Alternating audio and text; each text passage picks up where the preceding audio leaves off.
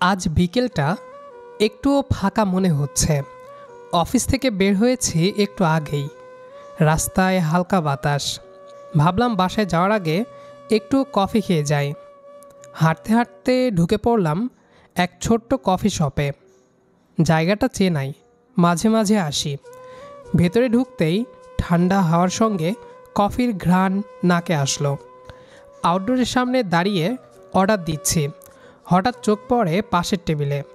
একটা মেয়ে বসে আছে, ফোনে কিছু দেখছে। কফির কাপ সামনে রাখা, মনোযোগ দিয়ে ফোন দেখছে।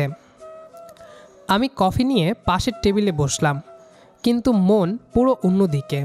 মেয়েটিকে না দেখার চেষ্টা করছি, অথচ বারবার চোখ চলে যাচ্ছে ওই দিকেই। সে একবার তাকালে আমি তাড়াতাড়ি চোখ ফিরিয়ে নিই আর মনে মনে হাসি। সেও কিছু একটা আঁচ করতে পারল, কিন্তু কিছুই বলল না। ও উঠে কাউন্টারের দিকে যায়, মনে হয় বিল দিচ্ছে। ওর হাসিটা একবার দেখলাম, খুবই মিষ্টি। বিল দিয়ে সে বেরিয়ে যায়। আমি কফি খেতে খেতে ভাবছি, না, এই মেয়েটার সাথে আর দেখা হবে না সম্ভবত। হলে হতেও পারে। সেদিনের কফি শপের মেয়েটাকে মনে হচ্ছে বহুবার ভেবেছি। তার হাসিটা বারবার চোখের সামনে ভেসে ওঠে। নিজেকেই বলি, আচ্ছা, ও কে ছিল? আবার দেখা হলে হয়তো নামটা জেনে নিতাম। কিন্তু জীবন তো আর সিনেমা না, যেখানে হঠাৎ করেই আবার দেখা হয়ে যায়। তারপর কয়েকদিন কেটে গেল। একদিন অফিসে বসে আছি, হঠাৎ ফোন এলো শিহাবের। দোস্ত, আজ রাতে আমাদের বাসায় আয়। আম্মু স্পেশাল রান্না করেছেন। অনেক দিন হলো দেখা হয় না, আর কখনো আসিস তো নেই, তাই আজকে আর না করিস না। অন্যদিন যাব নে দোস্ত, আজকে অফিসে অনেক কাজ আছে। নো, আমি এসব শুনবো না। তোকে আসতে বলেছি, মানে আসতেই হবে।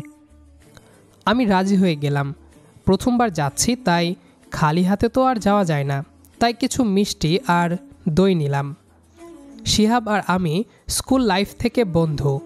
শিহাব আমার বাসায় অনেকবার আসলেও আমি কখনোই যাইনি। সে অনেকবার বলেওছে, কিন্তু আমি এখন না তখন করে করে পিছিয়ে গেছি। তাই আজকে যখন এত করে বলল, তাই আর মানা করতে পারিনি। কলিং বেল দিতেই কেউ দরজা খুলল। দরজাটা খুলতেই আমি থেমে গেলাম। কফি শপের সেই মেয়েটা দরজার সামনে দাঁড়িয়ে আছে। আমি ভীষণ অবাক হলাম, সেও একটু অবাক হলো। কিন্তু তখনই শিহাব এসে বলে উঠল, আরে ইরফান এসেছিস? এই যে আমার বোন রিহা। আর রিহা, ও হচ্ছে ইরফান, যার কথা তোকে বলেছি। আমি হালকা হেসে বললাম, আসসালামু আলাইকুম, কেমন আছেন? ওয়ালাইকুম আসসালাম, আলহামদুলিল্লাহ ভালো। দেখা তো আগেই হয়ে গেছে আমাদের কফি শপে। রিহা একটু লজ্জা পেয়ে নিচের দিকে তাকালো। শিহাব কিছুই টের পেল না। তারপর ভেতরে এসে আমি আর শিহাব একসাথে বসে গল্প করতে লাগলাম। শিহাব আর আমি পুরনো দিনের গল্পে মেতে আছি। স্কুলের দুষ্টুমি, ক্লাসে হাসাহাসি, টিফিন ভাগাভাগি করা, সবই যেন আবার চোখের সামনে ফিরে আসছে। এরই মাঝে রিহা বারবার আসছে, কখনো পানি দিতে, কখনো প্লেট নিতে। ওর হালকা গালের টোল, নরম চোখের দৃষ্টি আর বিনয়ের হাসিটা যেন পুরো পরিবেশটাকেই অন্যরকম করে তুলেছে। শিহাব একসময় বাইরে গেল কিছু আনতে। ড্রয়িং রুমে তখন শুধু আমি আর রিহা। রিহা একটু দূরে দাঁড়িয়ে। আমি হালকা হাসি দিয়ে বললাম, তুমি কি এই কফি শপে প্রায় আসো? না, তবে মাঝে মাঝে। ভাবিনি আবার দেখা হবে তোমার সাথে। আমিও। এরপর খাবার এলো, সবাই একসাথে খেলাম। রিহার হাতের রান্না না হলেও মনে হচ্ছিল ওর উপস্থিতিই খাবারের আসল স্বাদ বাড়িয়ে দিয়েছে। রাত অনেকটা গড়িয়ে গেল। বিদায় নিতে উঠলাম। বাইরে বের হয়ে মনে হচ্ছিল শহরের বাতাসও আজ একটু অন্যরকম। ফিরতি পথে বারবার রিহার মুখটা মনে পড়ছিল। কয়েকদিন কেটে গেল। হঠাৎ একদিন শিহাব ফোন দিয়ে বলল, দোস্ত, কাল আমাদের বাসায় একটা ছোট পার্টির আয়োজন আছে, সবাই আসবে, তুইও আসিস। ওকে, চেষ্টা করব। পরদিন গেলাম ওদের বাসায়। দেখলাম রিহা ব্যস্ত অতিথিদের আপ্যায়নে। ওর চোখে যখন আমার চোখ পড়ল, রিহা একটা মৃদু হাসি দিল। সব আয়োজন শেষে সবাই বসে আছি। তখনই রিহা এসে জিজ্ঞেস করলো, কফি খাবেন? তুমি বানালে অবশ্যই খাবো। রিহা হেসে মাথা নেড়ে রান্নাঘরের দিকে চলে গেল। আমি বসে আছি। তখন মাথার মধ্যে কেবল ওর হাসিটাই ঘুরছে। কিছুক্ষণের মধ্যেই ও কফির কাপ নিয়ে এলো। আমি কফির কাপ হাতে নিয়ে হালকা হেসে বললাম, এই কফিটা যদি তোমার হাতে না বানানো হতো তাহলে এত সুন্দর ঘ্রাণ আসতো না। এত প্রশংসা কিন্তু হজম হবে না। প্রশংসার জিনিস হলে তো প্রশংসা করতেই হবে। রিহা কেবল মুচকি হাসল। তারপর শুরু হলো দেখা হওয়ার অজুহাত খোঁজা। শিহাবের বাসায় যাওয়া এখন নিয়মিত হয়ে গেল। দোস্ত চল, আজকে লাঞ্চ করি তোদের বাসায়। এমন কথা আমি আগে কখনো বলিনি, কিন্তু এখন বলি নির্দ্বিধায়। শিহাবও কিছু টের পায় না, বরং খুশি হয় আমি তার বাসায় যাই বলে। প্রথম দিকে রিহা একটু দূরত্ব রেখেছিল, সবসময় ভদ্র সীমার মধ্যে। কিন্তু সময়ের সাথে সাথে আমরা একে অপরের ভেতর একটা অদ্ভুত বন্ধুত্ব খুঁজে পেলাম। একদিন বিকেলে শিহাব বাইরে ছিল, আমি ওদের বাসায় গিয়েছিলাম একটা প্রজেক্ট নিয়ে কথা বলতে। রিহাব জানালার পাশে বসে বই পড়ছিল। আমি বললাম, তুমি এখনও গল্পের বই পড়ো? হ্যাঁ, সবসময় এসব ফোন চালাতে ভালো লাগে না। অনেক ভালো অভ্যাস এইটা।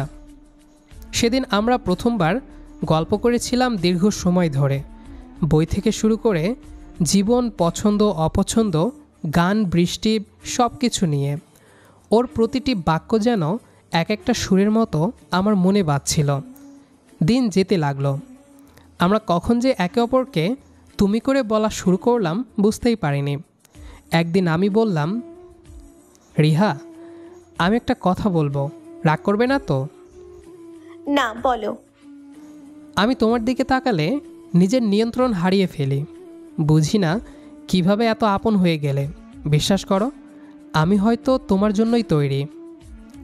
রিহা কিছুক্ষণ চুপ রইল, তারপর বলল, আমারও ভালো লাগে তোমার সঙ্গে কথা বলতে, কিন্তু তুমি জানো আমি কার বোন? জানি, তাই তো ভয় পাই শিহাব যেন কিছু টের না পাই।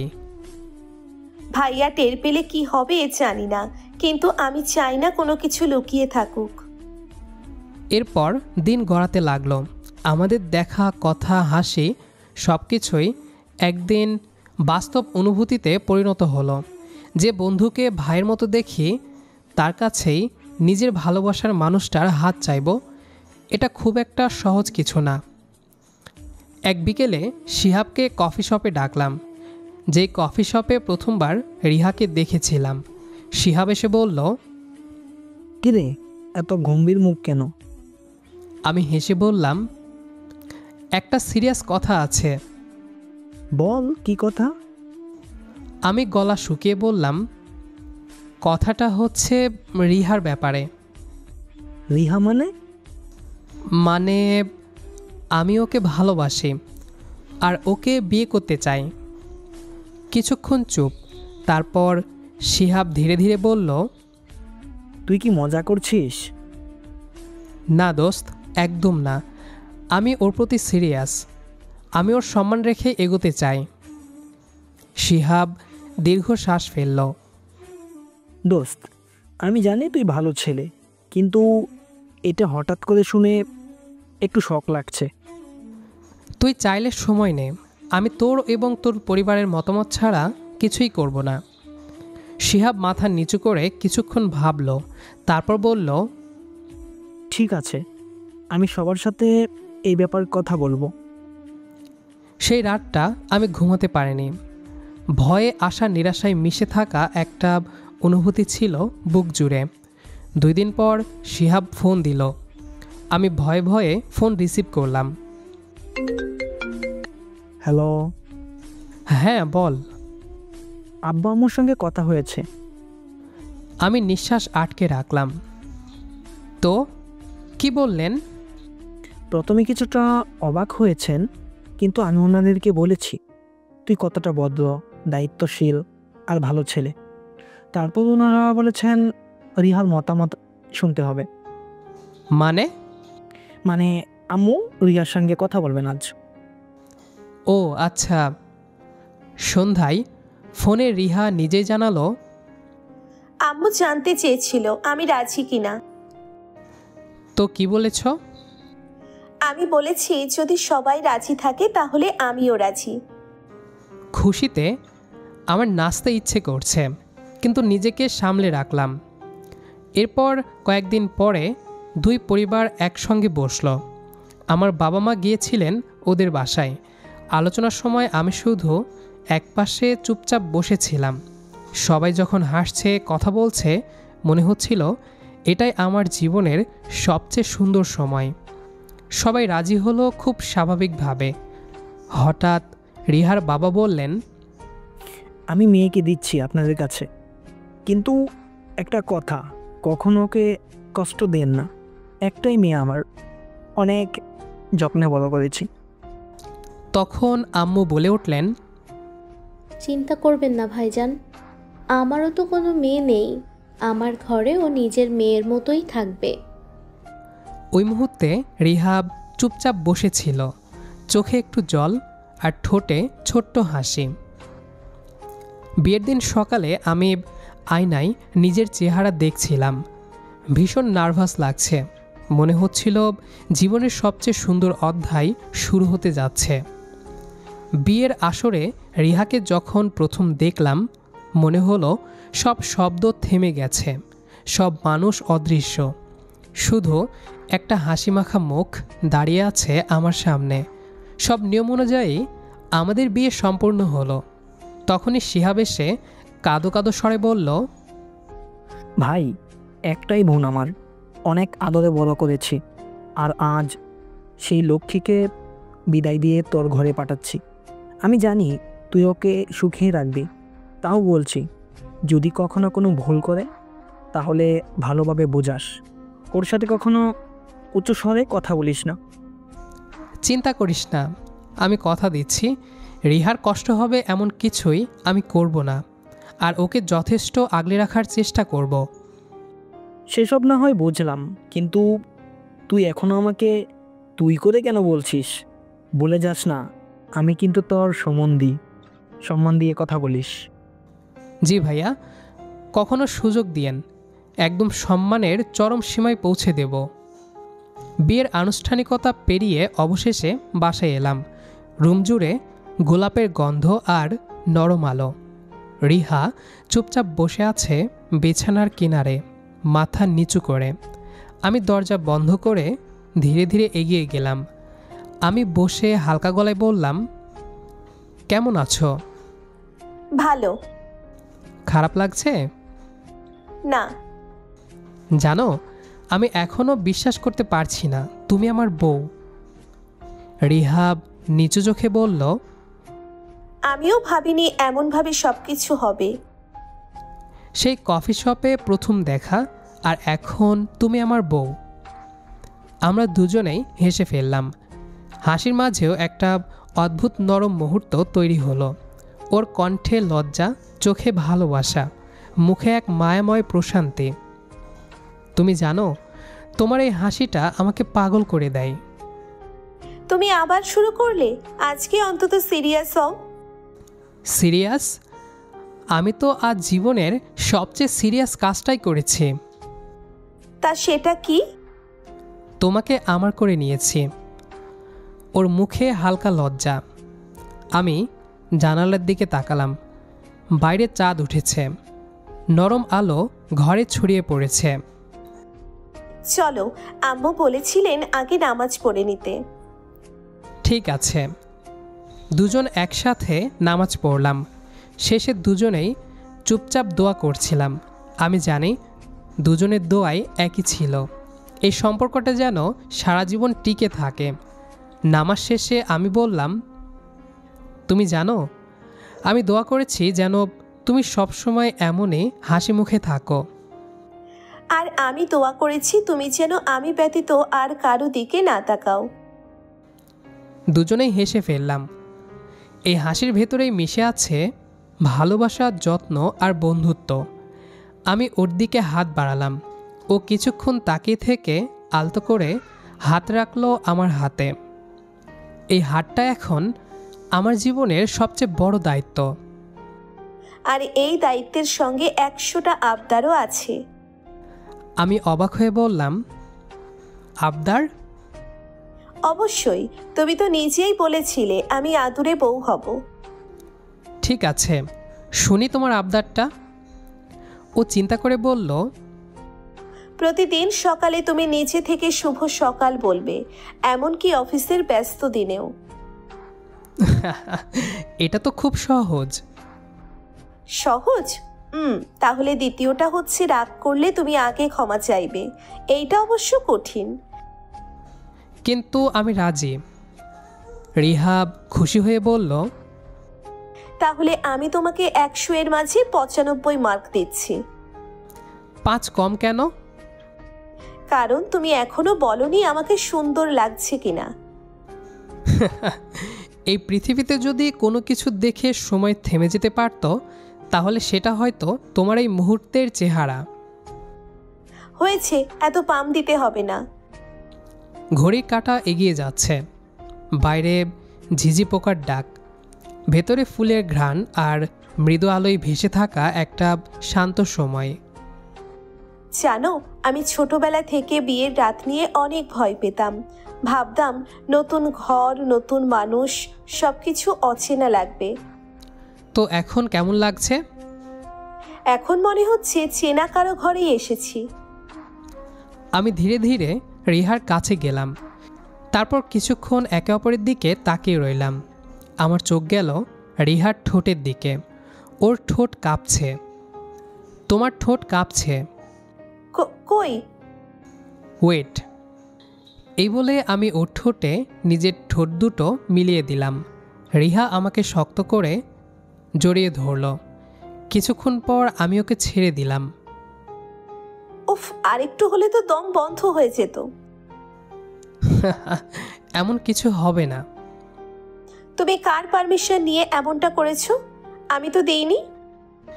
আমি জিজ্ঞেস করলে তো তুমি পারমিশন দিবে, কিন্তু আমি তো জিজ্ঞেসই করিনি, কারণ তার প্রয়োজন নেই। আমার অধিকার আছে। ফাজিল বেটা। জানো, আমি আজকে কেমন যেন একটা অদ্ভুত শান্তি অনুভব করছি। শান্তি? বিয়েতে তো সবাই নার্ভাস থাকে। হ্যাঁ, আমিও নার্ভাস ছিলাম সকাল পর্যন্ত, কিন্তু পরে ধীরে ধীরে তা হারিয়ে গেছে। আমি ছোটবেলায় ভাবতাম বিয়ে মানে একটা বড় অচেনা পৃথিবী, যেখানে সব কিছু নতুন। কিন্তু আজ মনে হচ্ছে যেন সেই পৃথিবীটা তোমার হাসির ভিতরে লুকানো। ওর কথায় আমি কিছু বলতে পারলাম না, শুধু তাকিয়ে রইলাম।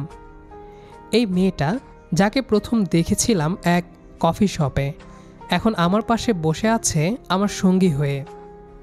তুমি জানো, আমি তখন কফি শপে বসে ভাবছিলাম হয়তো আর দেখা হবে না তোমার সঙ্গে।